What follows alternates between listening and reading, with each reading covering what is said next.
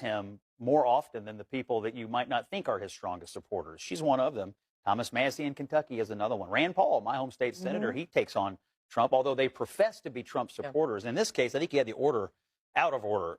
I trace all this back to his decision, the righteous decision to strike Iran. She was against it. So were some of the people who occupy that wing of the party. He defied them.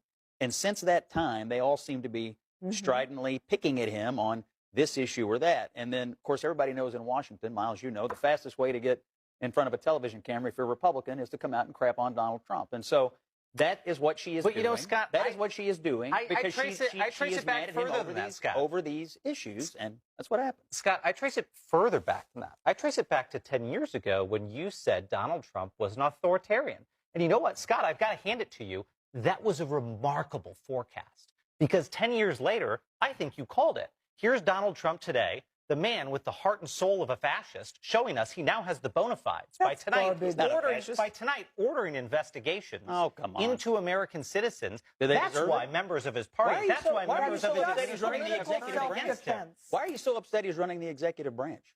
For the same reasons you predicted he shouldn't. For the same reasons, Scott, you said he violated his oath and he should never be back in that office. I happily voted That's why I'm upset for the man being in the Oval Office. I happily voted for him 3 times. I know that. The alternative was terrible. And a lot of your friends were shocked. Yeah, well, a lot of my friends would have been shocked at you trying to subvert the elected president of the United States, which you did.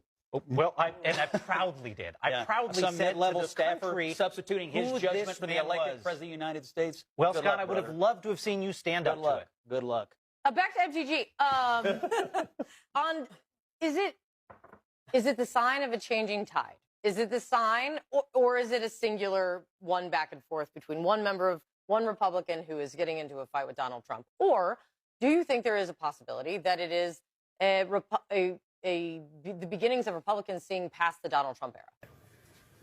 Well, because, you know, there's actually been a bipartisan push here. Let's remember that it was Representatives Thomas Massie of Kentucky, a Republican, and Ro Khanna of California, a Democrat, who jointly corralled all the votes they needed to get a floor vote over the head of Mike Johnson, the Speaker of the House, who has done everything he can to stonewall this. And that's why you're going to get a floor vote on the House next week. And I think representatives in their districts are close to their voters. They understand that this is an issue the voters care about, because the story that Donald Trump and his allies told was that Jeffrey Epstein had documents and the goods on elite people and elite institutions that were smothering the needs of average voters. And when Trump got into the White House, he was going